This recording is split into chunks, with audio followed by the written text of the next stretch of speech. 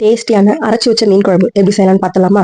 கடாயில நல்லெண்ணெய் விட்டு 1 ஸ்பூன் மிளகு, 1 ஸ்பூன் சீரகம், 2 பச்சை மிளகாய், ஒரு துண்டு இஞ்சி, 10 பல்லு பூண்டு, ஒரு கை நிறைய சின்ன வெங்காயம், ஒரு ஆஃப் பெரிய வெங்காயம், 4 நல்லா பழுத்த தக்காளி, இது எல்லாத்தையும் போட்டு நல்லா ஒரு 5 மினிட்ஸ்க்கு வதக்கணும்.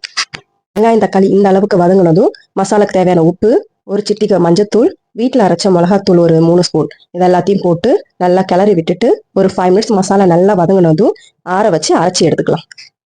அடுப்புல ஒரு சட்டி வச்சு நல்லா தாராளமா நல்லெண்ணெயை ஊற்றி தாளிக்கிறதுக்கு கடுகு, வெந்தயம், கை நிறைய கருவேப்பிலை இதை போட்டு தாளிச்சதும் ஒரு மீடியம் சைஸ் பெரிய வெங்காயம் வெட்டி அது கூட போட்டு வதக்கணும்.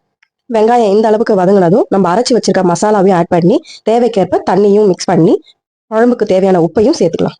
இப்போ குழம்பு ஒரு 10 நிமிஷம் நல்லா கொதிக்கட்டும். குழம்பு நல்லா கொதிச்சு வந்ததும் நம்ம கரைச்சி வச்சிருக்க புளியை ஆட் பண்ணி கொதிக்க விடலாம்.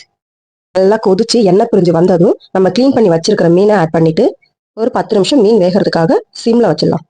10 நிமிஷம் மீன் நல்லா வெந்ததும் கொத்தமல்லி தழையை தூவி இறக்கிடலாம். வீட்டில் மீன் வாங்கினீங்கன்னா இந்த மாதிரி ஒரு வாட்டி ட்ரை பண்ணுங்க. அப்புறம் எப்பவுமே இப்படிதான் செய்வீங்க. என்னோட வீடியோஸ் உங்களுக்கு பிடிச்சிருந்ததுன்னா லைக் பண்ணுங்க, ஷேர் பண்ணுங்க, சப்ஸ்கிரைப் பண்ணுங்க.